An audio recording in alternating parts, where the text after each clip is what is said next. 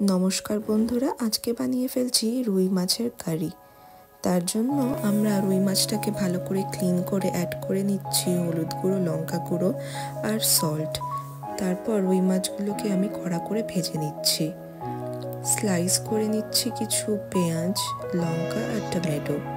রুই মাছগুলোকে ভালো করে ফ্রাই করার পরে আমি একটা কড়াইয়ে 5 ফোড়ন আর কালো জিরে দিয়ে দিচ্ছি। অ্যাড করে নেব হচ্ছে পেঁয়াজগুলোকে ভালো করে ডার্ক ব্রাউন করে ভেজে নেবেন। ডার্ক ব্রাউন হয়ে গেলে অ্যাড করে নিচ্ছি টমেটো, লঙ্কা গুঁড়ো, ধনে জিরে গুঁড়ো, আদা রসুনের পেস্ট আর 1 চামচ সল্ট।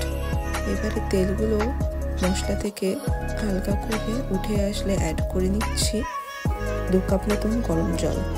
যেই কারিটা ফুটে আসবে অ্যাড করে নেবেন ভেজে রাখা মাছগুলো।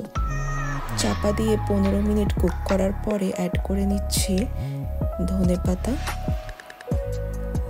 হাফ টেবিল স্পুন গরম মশলা পাউডার আর একটু কাসুরি মেথি।